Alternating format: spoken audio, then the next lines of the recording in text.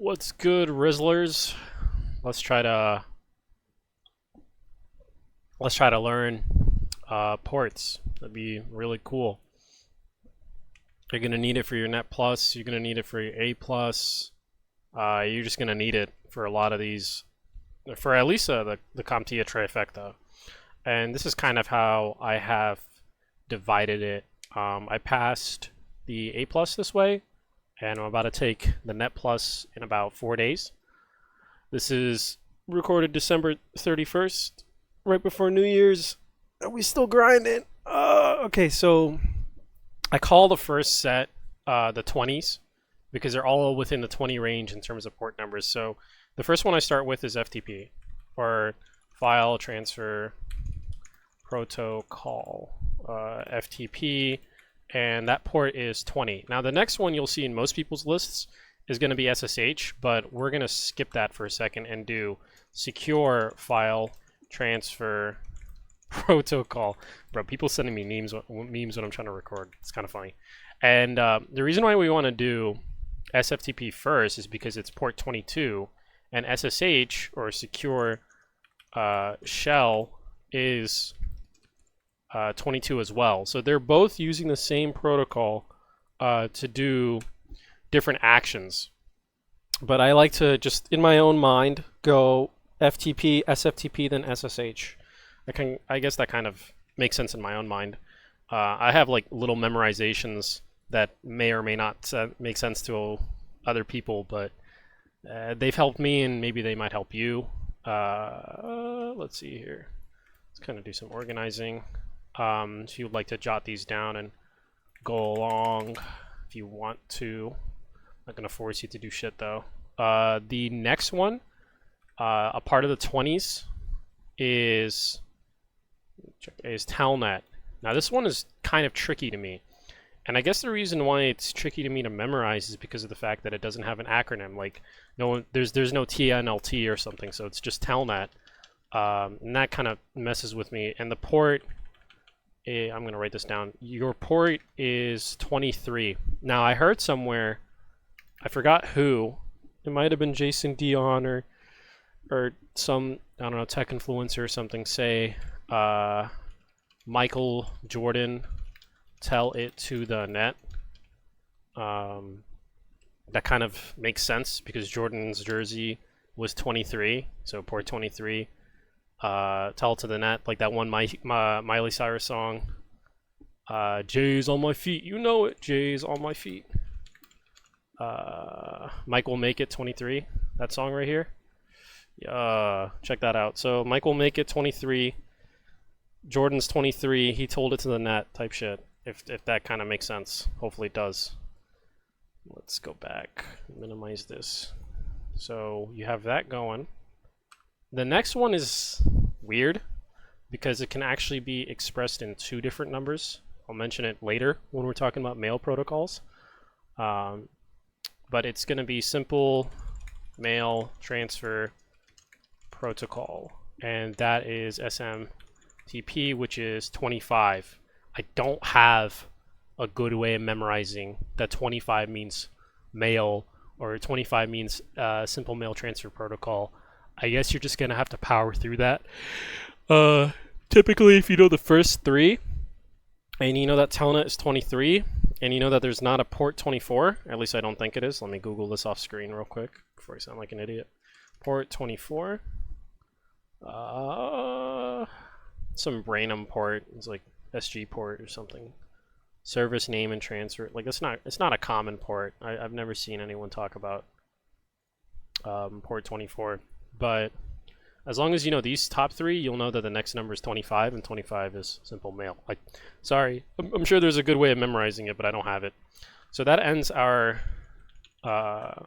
subsection called the 20s.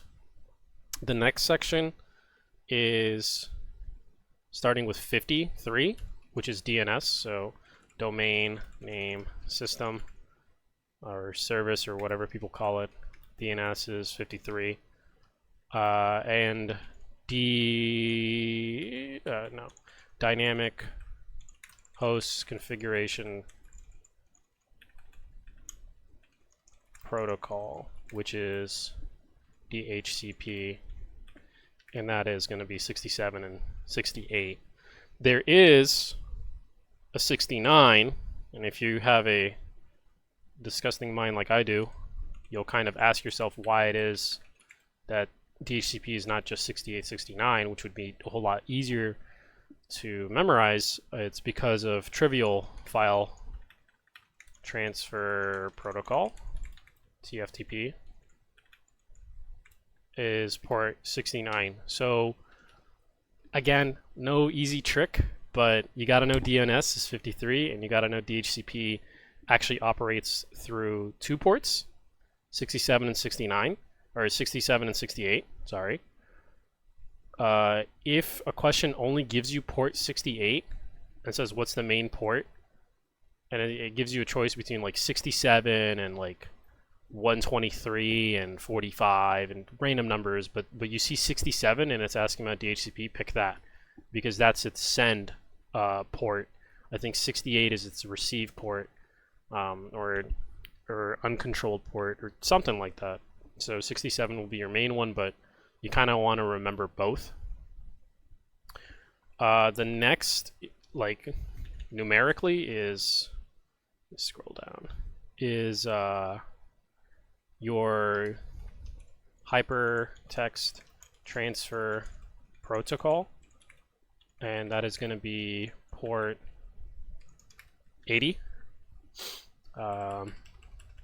Acronym is HTTP, and this kind of bleeds into a little bit of, you know, cybersecurity know-how, but a lot of websites don't use HTTP anymore. They use HTTPS, which is Hypertext Transfer Protocol Secure. Go to your bank, log in, and see on the top left of your browser, and that is going to be port 443. I want to save this though, 443, for a different grouping of ports. But you got to know that HTTP regular is port 80. I'm sure there's some really good way to memorize it. All I'm really doing is like telling you what my tricks is and the ports that I've seen on CompTIA tests and the ones that I know that will be on it, or might be on it. There might be some random ones that are not of this list, but I've never really heard of I've never really heard of ports not on this list. So port 80, where does that leave us? The other one you need to group with HTTPS is server message block, and it's, you know, that port isn't really used that much on the day-to-day, but it's used for, like, you know, network administration and monitoring. So the reason why I'm saying you have to kind of group it with HTTPS is because of the fact that it is port 445. So you can see how they're like very similar, and it's easy to get them confused. So try not to group them in your mind, but understand that, like, if you get a question and it's like, what's HTTPS, or what port do you need to enable to get secure web traffic, and it gives you 445 or 443, which is a very brutal question in terms of like the ability to memorize the difference between these two numbers. Understand and commit to memory that 443 is the one you want for HTTP, and 445 is something completely different. So this is how I would kind of group it, because it's a similar protocol. One is secure and one isn't. Most of the high protocol numbers you'll see are secure, like simple mail transfer protocol has a secure version that operates over TLS, and it's not like secure super mail, it's just SMTP or SMTP over port 587. So if you have a question of like, hey, if you're sending mail securely, and I saw this on this one, this guy's video here, very key questions that he goes through, but one that really tripped me up and I couldn't answer was like, here's some ports, and all of them have, you know, all of them are mail ports, right, for you know, email services. Which one of these is secure? Like, I want a secure one. Do you know the difference? Because, you know, all of your common mail unsecure simple mail transfer protocol, right? These are the most common mail ports you're going to get. You're going to get SMTP, unsecure, which is 25, and then secure SMTP, which is 587, and then you're going to have questions maybe relating to POP3, which is another form of mail service, which is 110. There was a way there was a trick I knew to memorize that if you see 110, it's relating to mail, because POP3 is port 1110, and this is really dumb. If you take a line and draw an M between the two 11s, it stands for mail. Get it? Ha! I don't know. Whatever helps. But that's how I've kind of committed that to memory. And then the other mail. Here we can actually mail ports. We can make our own group here. The other mail port that you're going to deal with is IMAP. And IMAP is really tricky because it's 143, and I don't really have a good way of committing that to memory. In fact, sometimes I get IMAP confused with other ports as well. What you should never get it confused with is HTTPS, just because it's 43 at the end. You gotta know that HTTPS is 443. Like, I'm telling you, there's so many ways to get these numbers confused, but writing them down over and over and staring at them. I remember for A+, what I did is I had like a little like journal I had, and I took it and just read it like religiously, and the nights leading up to my test, I would kind of like go over the ports and kind of commit the numbers to memory like it's Black Ops 1. And right before I took the test, even in the parking lot of my test center, Black Ops 1. Even in the parking lot of my test center, I was going ham, bro. I had my ports, I had my little ports cheat sheet list memorized and all that shit. And what some people do is like commit it to memory and then like brain dump on the piece of paper that they hand you during the test, so that way you don't have to like that way you have like a good reference point. And using your paper during your test is also very vital, because if you can just kind of like a sponge absorb really quickly and then dump the second it says go on the test, you'll be able to just offload the stress of memorizing because it's right there in front of you. Let's memorize this. So 143, 445. There is one that is also kind of odd, and but it's actually kind of easy to think about. I don't know why it just clicks with me. But it's network time protocol. It allows you to sync up time and clocks on network devices across a interconnected network, NTP, and it's 1, 2, 3, like clocks, time, 1, 2, 3 counts up. I don't know, like that clicks with me. But any of this other stuff, like south of the 20s, or actually anything south of DHCP, I'm very fuzzy on, and I need to commit to memory a whole lot more, except for HTTP and HTTPS. That I can get. That is not that tricky to me, but like trivial file system and server message block and a lot of those ports, you may not even have a single question on that, but it's also very important to know. And I know for A+, they don't really go into depth. Like, what does this port do when, is it TCP, UDP, like that? Those questions I didn't see, but that was like, I mean, by the time this video comes out, it's going to be like, last year's test. It might be the same version, but, and everyone's test is different, but my port questions weren't, they didn't go as ham. But committing a lot of these to memory, having that cheat sheet handy did help. One that I can give you a trick for is LDAP and RDP. So RDP. So LDAP meaning lightweight directory access protocol. I've never said I was good at typing. And remote desktop protocol. These little goobers will trip you up, mostly because one of them is 3389 and the other one is 389.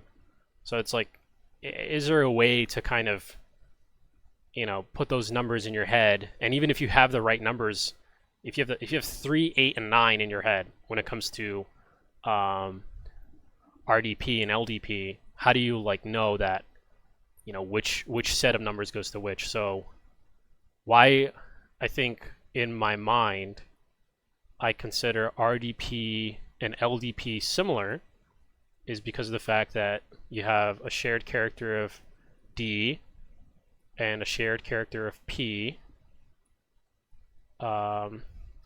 and different, you know, a different character of A. But here's so that's why we're getting them confused, right?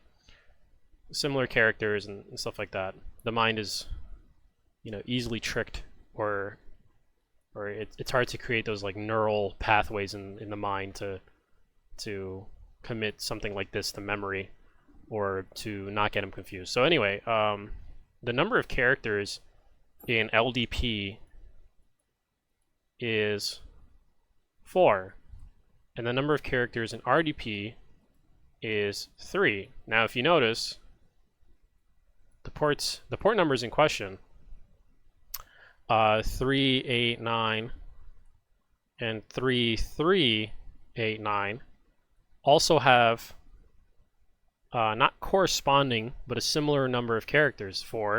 Oops, can I count? 3 characters here and 4 characters there, right? All right, stay with me now. The number of characters that you have is opposite to the port number that you get, meaning that because LDP or LDAP has 4 characters, it's actually going to get 389, which is 3. So always think 4 to 3, not 3 to 3. It's not 3 characters here, RDP, 3 characters there, port number. It's the opposite. It's inversed. So think 4 to 3. 4 to 3. And if you notice, that's exactly the correct port for each. So if you want RDP enabled on your Windows machine, you're going to want to enable port 3389. And if you want LDAP enabled on your systems and networks, you're going to enable port 389. Think the opposite. The longer the word, the shorter the port. The shorter the word, the longer the port number. I hope that really helps, because I know for sure that when I learned that and really like commit it to memory, it helped me. Yo, why is this pasting? Yo, I'm tripping, Jit. Is this like offset by 1 or something? Okay, whatever. 389 because it's shorter, and 3389 because this one is shorter. So here's the list of most of the ports that I think you'll see on an A+ exam and or your Net Plus exam. On my A+ exam, I did not commit server message block to memory and got away with it. I didn't know about TFTP and got away with it. And I didn't know about network time and got away with it. However, that doesn't necessarily mean that you won't see that on your A+. As for Net Plus, which is my current part of study on practice tests and practice exams and practice tests, I've had questions that are similar. Man, okay, I guess it won't save. I've had questions that are similar to the ports that I just said I didn't have on my A+. So for Net Plus, this whole list is relevant. For A+, this whole list may or may not be relevant, but you should probably memorize it anyway. I hope this helps.